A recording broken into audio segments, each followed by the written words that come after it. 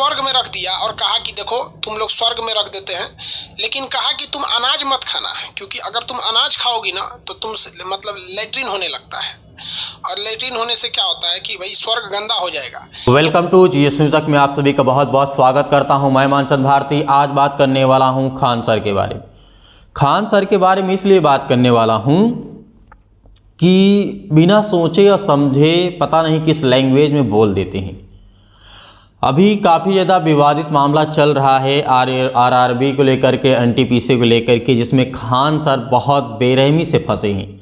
हालांकि खान सर का कोई कसूर नहीं था, लेकिन खान सर अपने एक चलती क्लास में कभी कभी ऐसे शब्दों का इस्तेमाल कर देते हैं जो धार्मिक मुद्दों को लेकर के, मुझे लगता है खान सर को धार्मिक मुद्दों को लेकर के जानकारी नहीं है स्पष्ट रूप से। लेकिन मैं ये नहीं कह रहा हूँ कि उनके पास समझ नहीं है, ज्ञान नहीं है, बुद्धि नहीं है। वो टीचर्स हैं, उनका हम आदर्श करते हैं, सम्मान करते हैं, इसमें कोई दिक्कत नहीं है। लेकिन आखिर प्रॉब्लम्स कहाँ आई? खान सर ईसाई समुदाय को लेकर के और यहूदी समुदाय को लेकर के और मुस्लिम समुदाय को लेकर के वहाँ पे एक तथ्य रखे थे, एक बात रखे थे। क्या बात थी? आइए पहले उस वीडियो क्लिप को देखिए, उसके बाद मैं आपको समझाता हूँ। सबसे ज्यादा क्या है सर? ईसाई,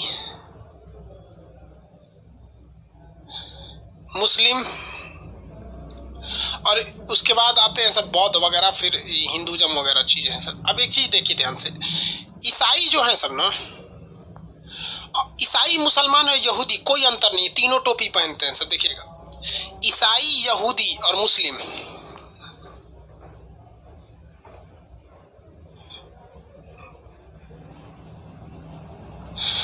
ईसाई, यहूदी और मुस्लिम तीनों टोपी पहनते हैं सब, तीनों अपनी लाश को दफनाते हैं सब, तीनों गॉड से दुआ मांगते हैं सब, तीनों कुछ मतलब तीनों का कपड़ा देखेंगे ना तो लगभग एक जैसा रहेगा, सब कुर्ते पजामा टाइप का पहनता है सब। फादर को भी देखिएगा ना, फादर को, और जो अरब में रहता है थोड़ा का ही डिफरेंस रहेगा, डिजाइनिंग का डिफरेंस रहेगा, बट ओवरऑल कंसेप्ट वही है कि भैया पूरा शरीर ढकना है। जैसे बौद्ध धर्म में शरीर खुला रहता है, हिंदू धर्म में भी देखिएगा पंडित जी लोग को, चाहे राम जी को देखिए या लक्ष्मण जी को देखते हैं ना, शरीर खुला रहता था पूरा, और हिष्ट पुष्ट शरीर रहता था, धनुष लेके एकदम। तो आप इन तीनों को देखेंगे तो एक चीज है, इन तीनों में थोड़ा सा का अंतर है, समझा देते हैं। देखिए ध्यान से समझिएगा इन तीनों में क्या है। इन तीनों में ये कहा गया है, ये तीनों यही मानते हैं कि गॉड ने सबसे पहले बनाया आदम को, और इनके लिए बनाया एक हव्वा को। इनकी पत्नी थी आदम और हव्वा, एडम एंड ईव, और इनको बनाने के बाद इनको स्वर्ग में रख दिया और कहा कि देखो तुम लोग स्वर्ग में रख देते हैं, लेकिन कहा कि तुम अनाज मत खाना, क्योंकि अगर तुम अनाज खाओगी ना तो तुम मतलब लेट्रिन होने लगता है, और लेट्रिन होने से क्या होता है कि भाई स्वर्ग गंदा हो जाएगा। तुम फल फ्रूट खा लेना, जितना अनाज मत खाना, ठीक है।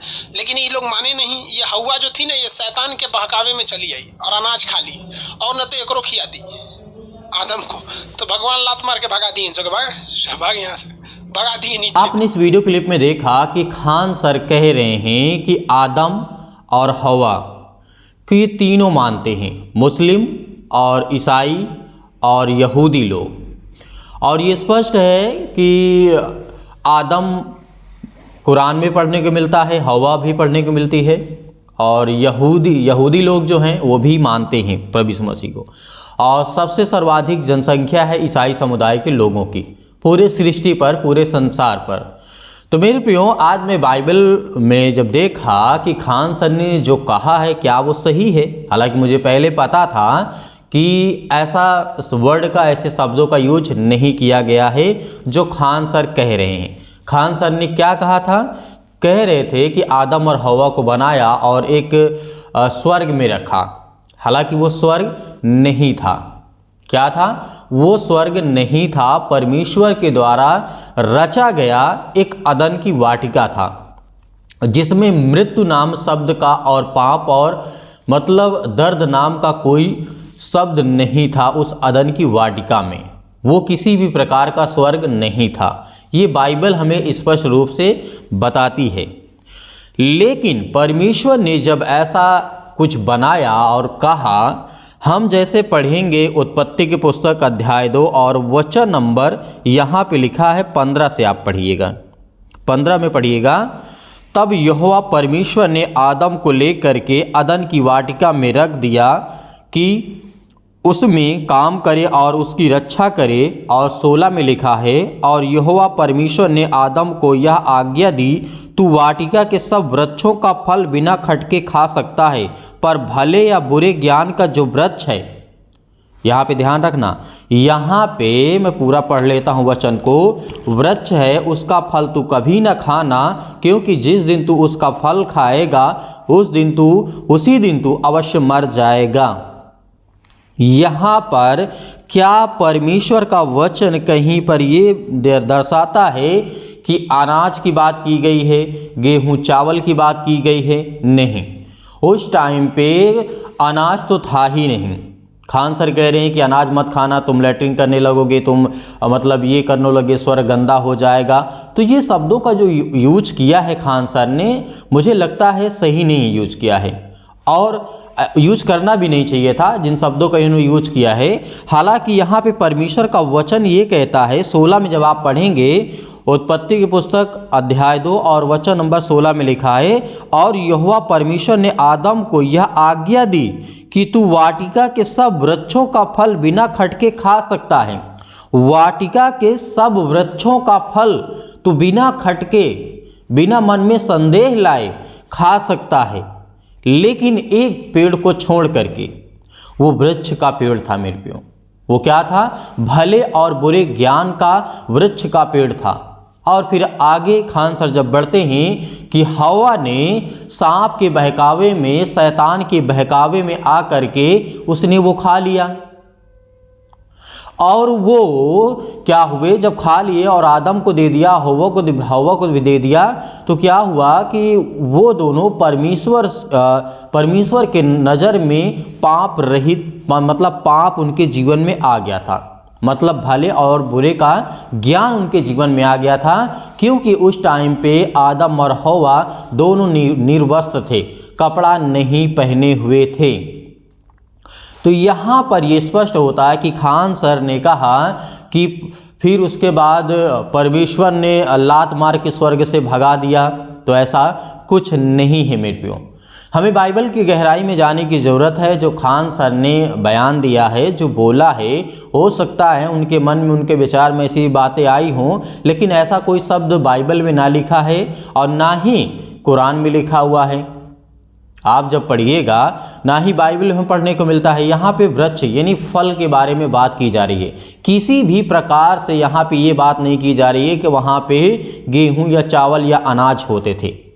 इस बात को समझ लीजिए। और ना ही परमेश्वर ने उन्हें लात मार करके भगाया था, उन्हें अदन की वाटिका से हटा दिया गया था, क्योंकि उनके जीवन में पाप आ चुका था और वो भले और बुरे ज्ञान को जान चुके थे।